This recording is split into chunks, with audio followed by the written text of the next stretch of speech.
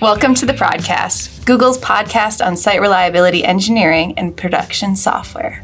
My name is Jordan Greenberg, and with me is my host, Matt Siegler. And today we have an awesome guest who has worked on things that you've probably used if you're based in the USA. Would you introduce yourself? Sure. My name's Mikey Dickerson. Thank you so much for having me. I worked at Google from 2006 to 2014. I left in 2013 temporarily to work on healthcare.gov. Was a U.S. It was part of the Affordable Care Act, the Obama administration's kind of signature effort, and then that led to me leaving permanently from California in 2014. I worked at the White House for 2.5 years till the end of the Obama administration. Since then until now, I have a company called Alpeh, which is just 4 of us. 3 of us are former Googlers. So you had Carla Geiser was on your show. Oh, that's true. Yeah. Just a little while ago. She's one of the business partners. She's better at these interviews than I am, so you should probably watch that one instead.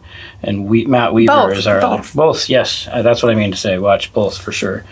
And Matt Weaver is the other former Googler who is part of our company. And then the 4th partner's name is Marina Nitza. She's the one who did not work at Google. So. Okay. And where do you currently work?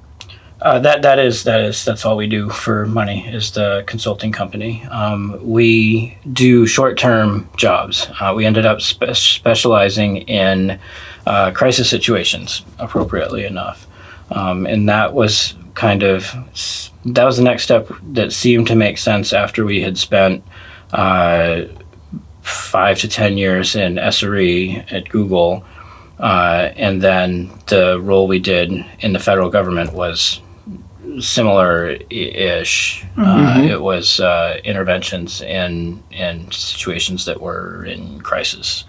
Government really hates to call it that, but that's what we would call it. Go ahead and for our audience, help us define what you're calling a crisis in your own vernacular. So, tornado. Right. So if I get to define it, the way we use it and go and define it in our book is we're trying to not necessarily like tornado, although that would qualify, or wildfire or those kinds of things. We've worked in that kind of situation, but it's not common.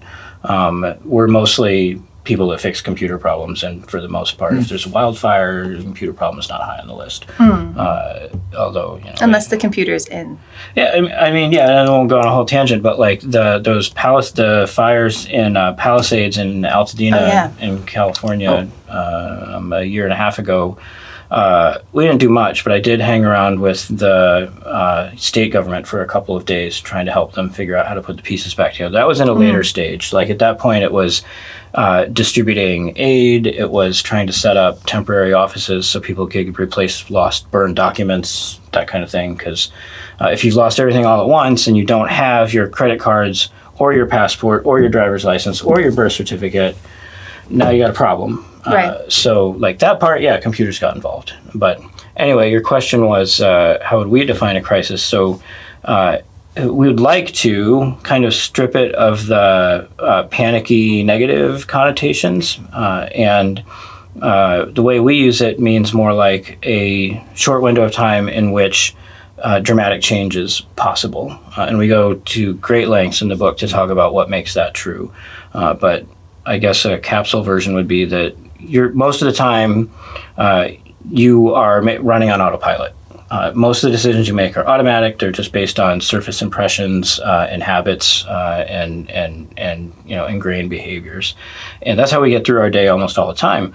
And it's only rarely when something is very disruptive that you're forced to find new scripts and rules and habits, because if you don't, you will something unacceptable will happen.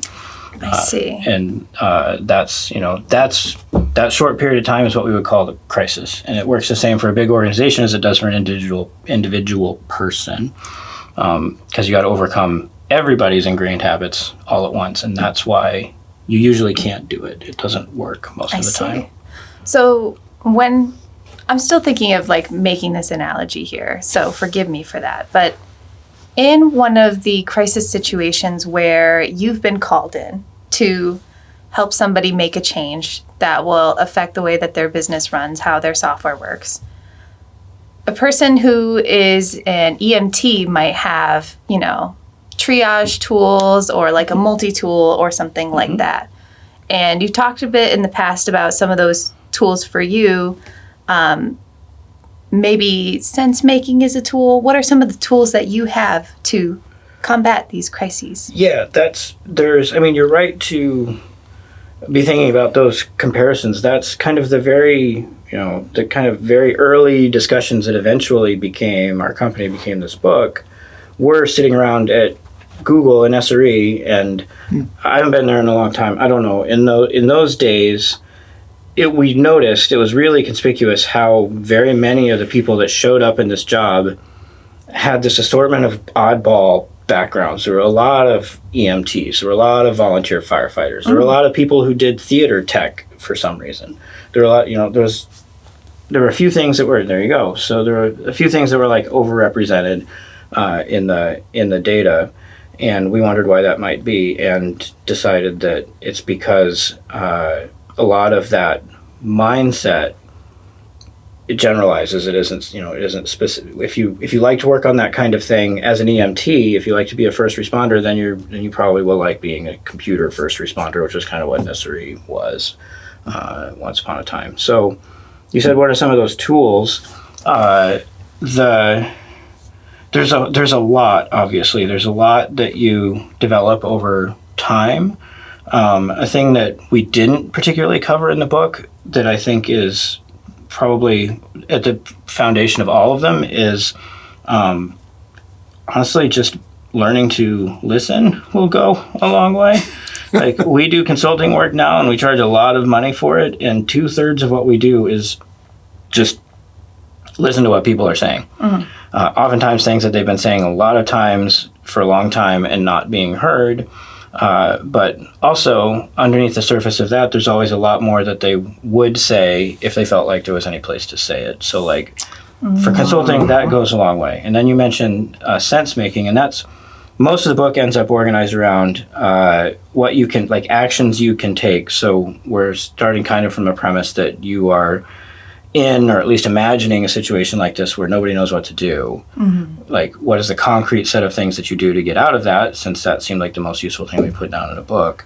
And that ends up organized around, I think this is Weaver's words, this ends up organized around what we call the Crisis Engineering Center, which you would recognize as the war room, or various names. People don't like to call it a war room, so we changed it to Crisis Engineering Center or whatever, which are also words that we made up, but like, it's a recognizable structure. And we have a bunch of, specific tactics that make that more effective. I'd like to hear a bit about your engagement with an organization. So something quite wonderful about the allegory, if you will, of treating an organization like a human that has a crisis of their own. And you do in the book discuss this allegory at some length, and it is quite relatable, that you have an identity crisis of sorts. You encounter a situation that is unchangeable using the methods that you've been applied. And this is the opportunity to learn something. And so you, an outside consultant, come in and say, as a teacher, here is some new methods, and the way you've been working, as you say, autopilot, isn't going to happen. It's not going to work this way.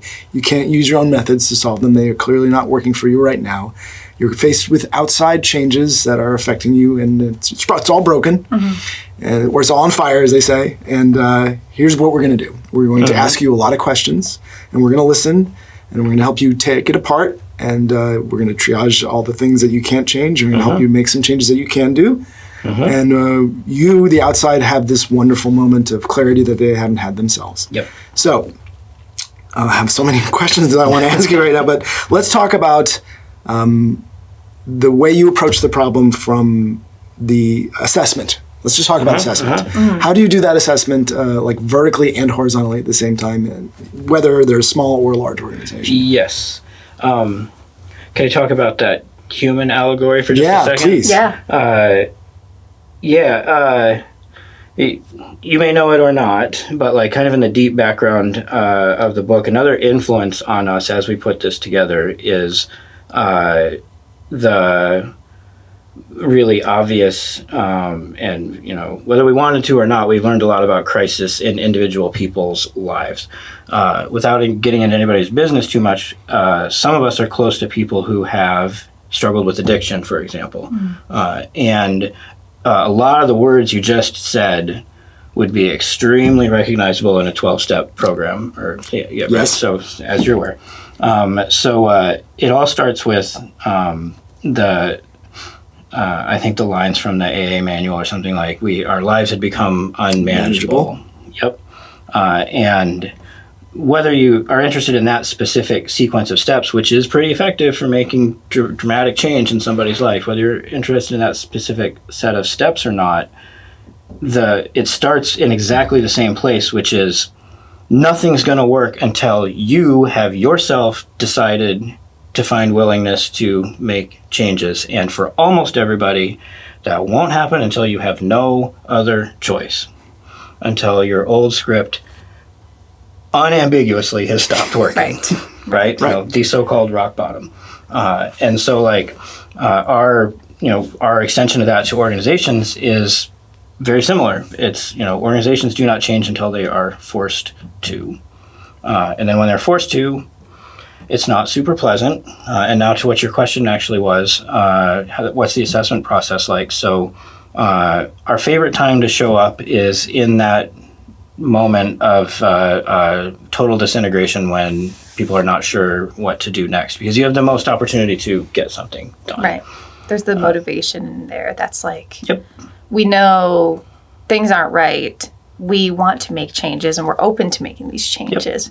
Yep. So being in that position as kind of a guiding force is basically how you then are able to see this problem. Now, just echoing that question, when you do go into these businesses and you see, their team being out of sorts and they describe to you their problems, what are some strategies to see the horizontal and the vertical, and how do you lay them out in a way that makes sense for them to understand?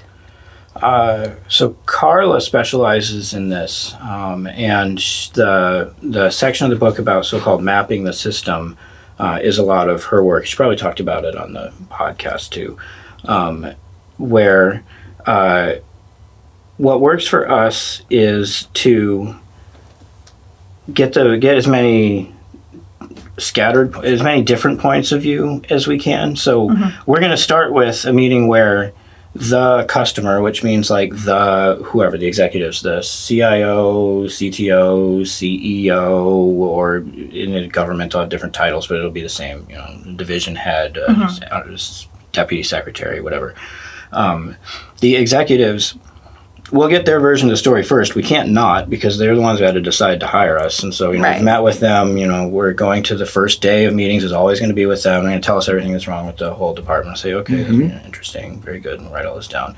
There's a lot of grief processing. You mentioned one of the things that, one of the things that was implied in the, we've reached the state of dissolution where we don't know what we're supposed to do next.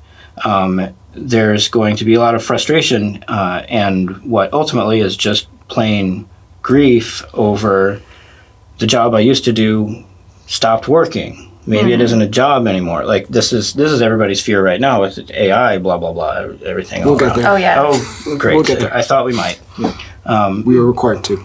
Yes, that's my experience too. It is not it's against the law to talk without including AI at this point. But anyway, so the executives will give us their point of view and we'll say, that's interesting. Now we would like to talk to somebody who opens the mail and reads the applications. And the executives never like this because they don't talk to the person who opens the mail. They don't know what they're going to say. They're already losing control of the situation, which is which is why we have to come when they have already lost control of the situation, or else we'll be dead in the water right there. Right. But when they're desperate, when they're grasping at straws, they'll be like, I don't know why he wants to talk to the. Can we use profanities here? Or yes. All right, you can edit that part if you want. But the executive is going to say I don't know why the fuck they want to talk to the person who opens the mail. But they're expensive and we hired them so that we could say we did something, which is more or less the process in their head. So fine, whatever they say. And we'll go talk to the person who opens the mail and we will, within 5 minutes, learn a completely different set of problems that is wrong with the organization, because the person who opens the mail I'm making this up. This is not a real example, but it's not very different from a real example. The person who opens the mail has for 10 years been getting this form, and people can't fit their, the form doesn't have a space on it for the thing that the person was trying to express, so they will include like a written letter, or they'll cross out part of the, whatever. There'll be some sense in which the form didn't accommodate the situation, and the person who opens the mail is the only one who knows that. Because they just look at that, their job is to type it into the computer. The computer doesn't have a space for you to put the handwritten note that was written in, so the note goes in the trash. Right. And that's been happening for years. The executive had no idea that it was going on. That's how noisy alerts feel. Yep. And we'll do that 5 more times with the people at different levels of the organization. And there are all these organizational boundaries that are always all screwed up, where like a similar thing will happen at the handover between the first adjudication and the appeal. For us, there's a huge number of things that are structured that way. It's like a decision and then an appeal. Oh, so there are legal things that show up. Oh, always. Okay. Yes. I don't even know how to ask questions about that. We can skip that. It's not that different. It's just always entangled with it's always entangled in the same kinds of ways. And like, we're not lawyers either. Our contract has all these disclaimers that are like, we don't give medical advice, legal advice, cybersecurity advice, investing advice. Anything that is regulated, we don't do. We do all the, we fill in all the gaps. But you're effectively giving psychosocial advice and counseling to a body of individuals. Yeah. Yes. Interpersonally, in a way, a cultural kind of refactor. Yes. And you're analyzing them. They're open because they've had this crisis happen to them. The way you pose it in the book is very effective in the way this is your moment of clarity.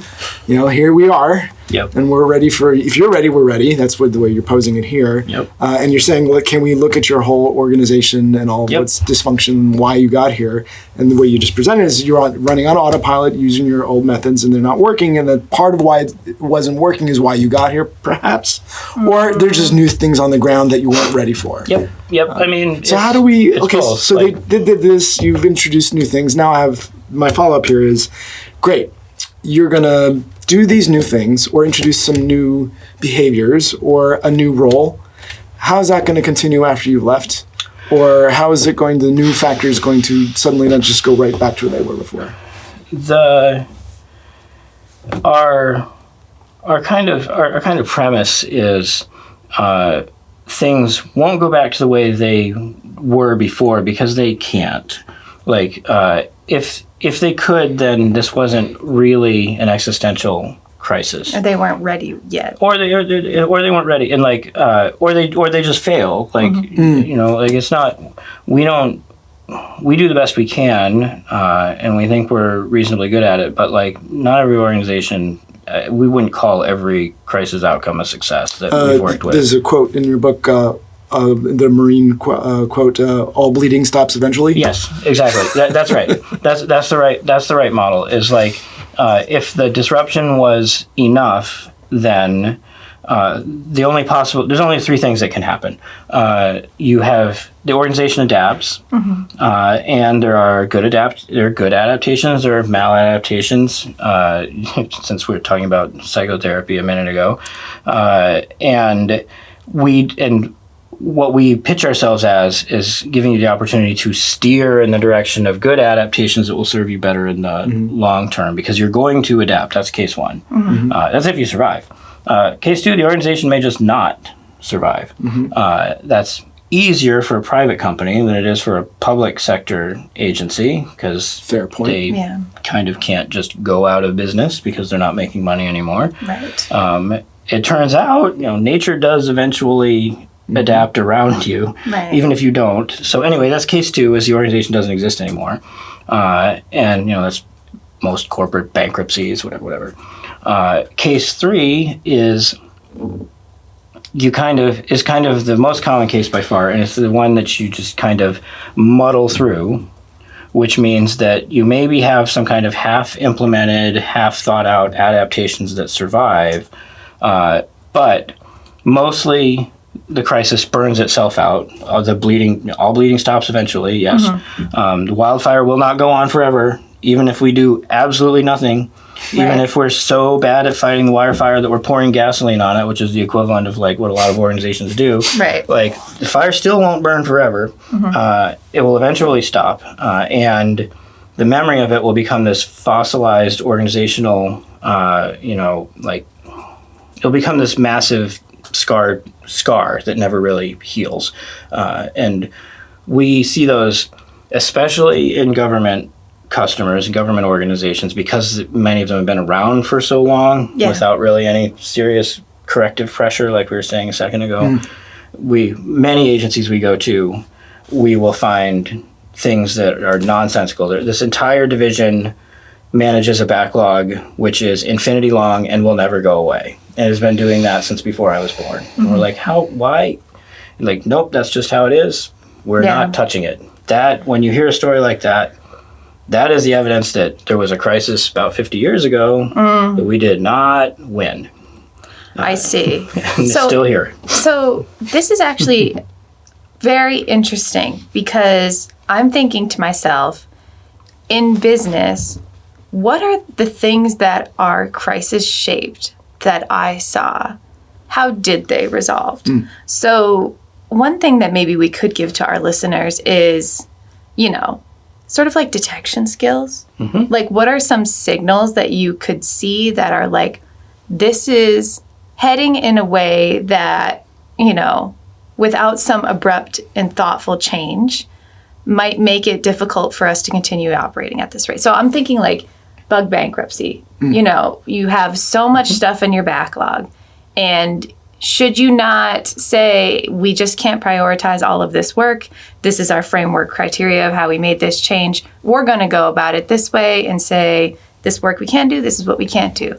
All of a sudden, this improves the overall health because then, some things have been closed, some things are still being worked on.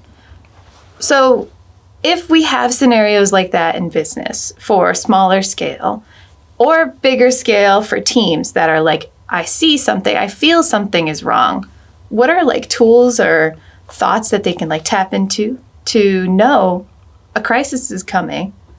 We should be prepared. The bug bankruptcy is a good example, and I'm sure will be very relatable to a lot of people that will hear us. I know you're a TPM, so that probably has left you in a situation more than once where it is your job to care about something like a bug backlog that nobody else seems to care about. It's so hard. That is like that is an extremely common circumstance for people. And one thing, it's kind of a side effect of our book and our speaking tour and whatever. We didn't intend this, but it's still gratifying sometimes to hear. Sometimes people find our book kind of just a comfort, as far as we're just saying that yes, this happens to everybody all the time, and sometimes there is nothing you can do about it because it depends on conditions that you can't control. Like if you have, and I was a SRE middle manager, in my glory days, and I had any number of teams with infinitely growing bug backlogs, and like what we would offer that you probably have figured out on your own, but it might help to hear somebody say out loud, is one, there is no power on earth that can make somebody care about something that they don't care about. This goes to the 12-step program again. If I can see, and it will be easier for me to see standing as an outsider outside the frame, if I can see that your coping strategies, your life, your organizational practices are unsustainable, but you don't think that yourself, then what I think will not matter. I could be a therapist, I could be a preacher, I could be a coach, I could be a cop. I still cannot make you care. You have to decide to care yourself. And to your question about when you might see that the opportunity for people to care is coming, we have this list, and I think it's mostly Marina and Weaver's work as we put the book together. We have this list of the indicators of a useful crisis, and some of them you can well, I guess I'll get to that question when we get to it. But the indicators that we put down in the book are there's a external shock, a surprise, a fundamental surprise, which to skip another lengthy thing in the book just means like something has happened that you didn't think was possible to happen, basically. It's different from, everyday surprise. There's a deadline. That's really where we fall down on the bug bankruptcy a lot of the time in my experience, is because there isn't any deadline. Not really. Like, I can make one up, but now I'm telling people to care again. And it doesn't work. Like, there has to be a deadline that is not just something I made up, that everybody can see is there really is a meteor coming or whatever it is, and we can't avoid it. So that's what release dates are for. Yeah, and like, release dates are that. And even that... Public release dates. Right, and even that, I'm sure you guys in your roles know how to do this, but even a release date is a little bit made up because like the company could change it if it wants to. But in order to make the engineering team treat it as real, you have to be like, there is nothing we can do. Like a paycheck is always payday. Yes, payday exactly. is not changeable. Right, precisely. A tax day is not changeable. So for the IRS, like if things aren't working and April 15th is coming, there's not. It's coming. An election is even less changeable than tax day. Like I could imagine a set of circumstances. In fact, a pandemic was a set of circumstances in which the IRS was able to say to some people in some circumstances, like, "Oh, the deadline's just moved. It's going to be in." Yeah, we found out An that was extension. something that was a soft deadline. Yes. It turns out that can be moved. Like an election, even less movable. That's in the actual Constitution when that is. Right. That's anyway. The pandemic is something that was like natural forces that you have to squint a little bit to say that for the last 100 years the field of public health did have a hard deadline that was immovable. They just didn't know when it was. Right.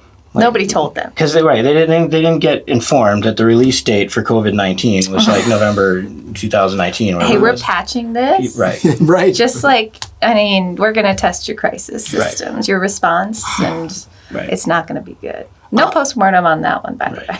I have a question about, you said especially about can't make you care about things. You have a remarkable insight about when you interview all these people in these organizations. Do you find a disorderly level of care about non-overlapping cares in these organizations? Like this person thinks this is the most important thing, this person thinks this is the most important thing, and organizationally they've distributed the values so poorly that no one cares about the right things in the same direction? Yeah, absolutely. And can you help fix that, or is that not fixable? Can that be fixed by anybody? The crisis is what fixes that. Is my claim. The starting condition that you described, that is absolutely normal operations in any big organization of any kind. Like, talk to 10 different people, ask them what's the most important thing, and to give them a fighting chance, ask them what are the 3 most important things. And you'll get, if you're lucky, everybody will include one thing the same-ish. Google was smaller. I don't know. You can tell me what it's like now. But when Google was smaller, it was people really believed in a few of the things like focus on the user, don't be evil, blah, blah, blah. Like you would get, if you asked randomly selected 10 people out of the 5,000 person company what the 3 most important things were, there's a good chance you'd hear 30% overlap, something like that. And that was a very good case. In an older company, in a company that doesn't face like what they perceive as like intense competition. And I'm saying that in order to not just be only talking about government organizations, because they for sure exhibit this, but like, companies where there isn't a lot of sense of urgency are like this too. Like if you ask 10 randomly selected people from the 20,000 person company, you're very likely going to hear that the things on the top of everybody's mind is the standing war with the other division, which is across the hall. And like, that's what they're spending all their energy on. It's what they've been spending all their energy on their whole careers. They've never seen it any other way. And can that be fixed? There's there may be a different book somewhere that talks about some extraordinarily effective leader that can just walk in cold and make that happen. But I can't say I've really seen it with my eyes. And I've worked for people that I think are pretty strong leaders. Like I've worked for President Obama and his chief of staff, Dennis McDonough, and I didn't. Weaver did more than I did. Worked with General McChrystal, who ran Joint. I may screw this up. Ran JSOC, Joint Special Operations Command, in Afghanistan. So, like, I feel like probably there aren't just a better generation, a better tier of leaders out there that I haven't ever run across. Probably have worked with the kind of top shelf and the middle shelf and the bottom shelf. But what we see is really effective leaders are those that can take something that has the potential to kind of, I don't have good words for this analogy, kind of like a magnet becomes a magnet because all the domains are aligned, right? And that only happens when an external field of overpowering strength happens. Otherwise, they point in all random directions. That's a company in normal times. If a crisis is the external field that lines everything up, at least temporarily, and leaders can turn it into, can now take the organization they want it to go if they see that and know how to exploit. I mean, I don't mean exploit in the usual negative sense. Take advantage of, make use of, not waste the opportunity that is presented to them. But I don't know. My claim is that the crisis is a necessary ingredient. I don't think it happens otherwise. Gotcha. So let's tie this back to where we started a bit about SRE. You said SRE seems to be an organization that's natively the right ladder, if you will, for the kinds of people who seem to be fit for this mission. Our audience is SRE adjacent. Why do you think this is true? If you say it is true, do you have any idea of why? What's drawing them into this field? That's a good question, and not one that I prepared for. So let's see. I'll do my best. I guess the first thing that comes to mind is SRE, as I knew it, tended to, I hinted at this before, tended to attract all people that didn't quite fit in anywhere else. And even when you put them all together in one room, it's not like they now all fit in with each other either. There's still a bunch of weirdos and oddballs, and Us? As I say, that's how I experienced it. Your listeners, viewers' experience may be different now. That came out of your mouth, by the way. Yeah. All right. Yes.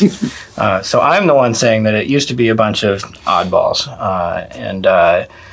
and that is a valuable role for the organization to have, even though it is a tough one to play for the person experiencing it a lot of the time, because it is one of these people that is going to say when the emperor has no clothes. And boy, are there situations like that in the tech industry right now. And people who have a little bit of a contrarian streak, and I'm projecting some because I perhaps have a little bit of a contrarian streak myself, I've been told, is that's necessary. And thinking of things, one of our favorite ancient, holy textbooks is this thing called Inside Bureaucracy. It's by this guy, Anthony Downs. It was a Rand Corporation publication from 1962, I don't know, something like that. And he neatly categorizes all the bureaucrats in the government into, there are statesmen who mostly just want everybody to get along. There are conservers who just want everything to stay the same way it is. There are climbers who want their career to advance. And then there are zealots who care about something for some reason God only knows why. And yes, you're laughing because you know these characters inside SRE, inside Google, inside every and tell me if I'm wrong, but an unusual concentration of zealots who care about something that God only knows why ended up in SRE. I I know you may Productive zealotry can be a Yes. force for good Yes. if it doesn't overlap too much. Yes. If the thing that they care about is keeping the lights on, Yeah. Yes. oh, that is a perfect And fit. customers can access your thing. Yes. Yeah, right. Yes. And when that is the thing that they latch onto as their like oddball value system, that's why it delivers real value to the overall engineering company, because somebody has to care about keeping the lights on. Right. At all costs. At Most costs. At most Some costs. costs. Right. At most At measured costs, like Right. actual specific number of nines costs. Right. I mean, yes, in a tech company, we're talking about keeping a website up for the most part. It's it's not like flying a plane, but No. nobody's going to die to keep the web search availability above a certain number. But like, they probably are going to stay up all night to Yep. keep web search availability above a certain number. They probably are going to miss family obligations, and like, we don't love that. We try to plan around that, but somebody has to care that much, Right. or it won't happen. Right, absolutely. So in the book, you suggest that we can't really automate human behavior just yet. And we're now seeing, as you've said, a role reversal in some cases where we're having humans work for the machine with some AI introductions. Have you seen any of that in your firsthand experiences? I mean, it seems to be impossible to talk about anything even remotely technology related, which is most of what I do. So it seems to be impossible to talk about anything even remotely technology related without talking about your opinions on AI these days. So do we see it everywhere? Yes. Do we get that question everywhere? Yes. I have a project besides the book, which comes out today. I have a project that's more about preparing for a future presidential administration that I don't want to be about AI, and yet the question is, every room that we go to is, what about AI? What about AI? I'm going to talk with way less confidence about the future than I can about the past, which, as we cover, is how sense-making works. It's retrospective, but where I'm at, I can only give my opinion, so here it is. Where I'm at is, I think we are learning interesting things that are not fully articulated yet, and will probably be more clear in 10 or 20 years about what the limitations of what we're now calling AI still are. AI, we're still, and what makes that interesting and different from what humans can do. I have a whole talk, which I won't subject you to right now, but I have a whole talk where I try to get government people to understand the context of changes that are happening now. And one of the points that I make is that AI isn't two words that were invented 3 years ago. People were talking about it since before they built the computers that could even run the algorithms on. Alan Turing and people in that generation were asking these questions. What about when machines can think? And one interesting fact about the last 70 years is that we can't build a machine to replicate how people think, because we have no idea how people think. We don't know what intelligence is. So we keep making up a definition out of thin air. Like, for a long time, all the serious people agreed that if we could build a machine that could play chess, that would prove it was intelligence. And if you're sitting around in 1955 or 1960, It's plausible. Yeah. yeah, this is what people agreed on. I wasn't there. I don't know what I would have said if I was there, but no one would ask me, is the reality. But everyone who thought about these things could not imagine the situation in which you could build a machine that could play chess and win and wasn't thinking. Right. But then we did that. We built a machine that plays chess, and when we saw that solution, we were like, "This is not interesting. This machine is not thinking." Whoops, that was wrong. Right, that was the wrong problem. Like, we just all agreed. There wasn't really an argument about it. Like, when Deep Blue finally won, like 1994 or whatever it was, Yeah. 6 maybe, no one had a big philosophical debate about whether this machine was sentient. They knew it was just doing a brute force search of like a red-black tree, basically. Yeah. And they're like, well, that's not, all right, wrong problem. Now, if a machine could have a conversation, Aha. Voila. and we went through other stages too, but I'm abbreviating. The Turing test, right, which we thought up a long time ago. Everyone agreed that if a machine could have a conversation, it could speak English so well that you couldn't tell it wasn't a person, then that would definitely be thinking. Well, now we've built that. It's called an LLM, and it does in fact fool a whole lot of people. That's true. Famously, one at Google earlier than it was cool, who quit and made a lot of noise. That's true. Believing that one of the very early deep mind models was conscious, right. was thinking. And it does fool a lot of people. But I think, we're speaking here in 2026, I think the consensus amongst AI researchers, everybody, is that, Claude and ChatGPT and the models that we have right now, they're not conscious, they don't have feelings, they don't have a reasoning process. We can see exactly how they work. They're just really big. It's a matrix. It does a big multiplication. It does some fancy sauce on top. Yeah. And it produces a string of words. But that's not really thinking either. So I think the most interesting thing that we're learning about 70 years of AI is we're learning how little we understand how humans think. Right. And I won't be the one to do it because I'm not expert enough in this, but someone eventually will connect the kind of core ideas that we think are important in our book, like sense making and the so-called System 1. I think I mentioned this in passing, but Daniel Kahneman has this book, Thinking Fast and Slow. It's very famous.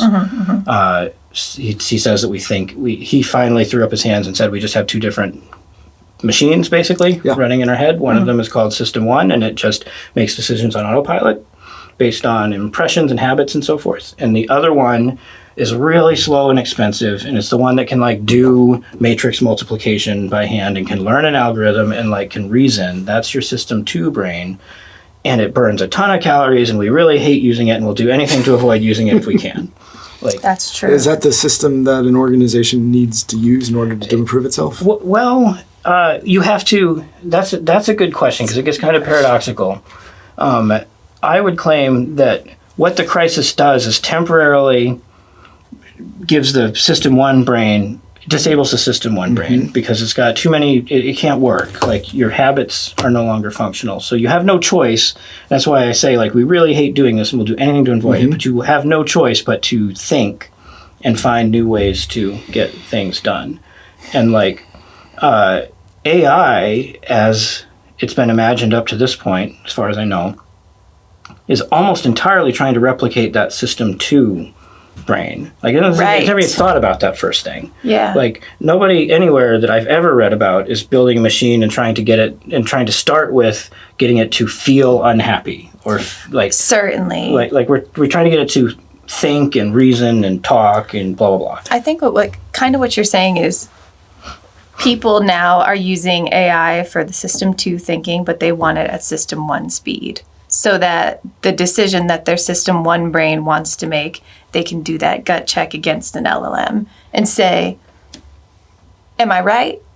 Or is this right? Am I going to do this, or this? And then a machine will do the System 2 thinking, a billion calculations a second, a shortened amount of that, put it in front of you. And then you can continue your System 1 thinking. What am I going to do next? Yeah, I think that's right. I think the point that I was very slowly making my way around to is what people want and what would actually be able to replace so many jobs and cause all of this disruption, all of the doomsday prophecies. What people really want is a machine that can do all the things a human does, right? We can't define artificial general intelligence either, but it's approximately what I just said. We want a machine that can do everything that a human does. And I suspect that the path we're on, which is only attempting to re-implement the calculator part of a person, will never do that because that other part of a person is no less important in the fact that it's embodied in a... Interesting. I'm not the first person to think this up, but it's kind of the embodiment hypothesis, I think, which is to say that it's not actually the case that I could scoop your brain out, put it in a jar, hook up a bunch of, Elon Musk's Neuralink wires to it, and still have a recognizable person. It's just not true. You aren't a person without all of the rest of your central nervous system, your sensory organs, everything else that makes you a person. That's also a non-negotiable part of the package. There's a lot to chew on here. It is a lot to chew on. And while we do that, maybe we can talk about where we can find you on the internet and what is this? Something that you referred to a couple of times today. There's a book. This artifact you are holding is a book called Crisis Engineering and is by me, Matt Weaver, and Marina Nitsa. It is available today. This is April 7th, we're taping, I assume I can say. Yep. And today is the day that it is released, which I assume means that if you go to any bookstore in the country, you will see a huge pile of them at the front table. Every airport. Yep. Yeah, for some light airport reading. I am going to write some very angry letters if I don't see it at every airport bookstore I walk by on my way home. You heard it here first. Yep. Where else can we find you on the internet? The most consistent place, I don't like this answer, but the most consistent place where you can keep up with what I'm doing is on LinkedIn. Okay. It's just Mikey Dickerson. I don't think it's hard to find. And then from there, I occasionally put things on Medium. I have a couple of other newsletters that I'm connected to. And our company website is layeralpeh.com, where Alpeh is Aleph. Great. Sounds good to me. Any other last questions before we go? No, if I ask any more questions, I think I'll start. It'll be too a many 7-hour things. episode. Thank So you. with that, we have been Jordan and Matt, co-hosts of the Prodcast. Thank you for listening.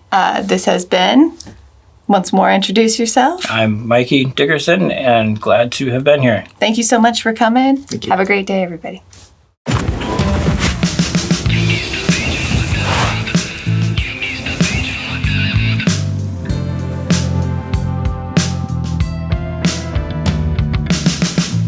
You missed a page from Telebot.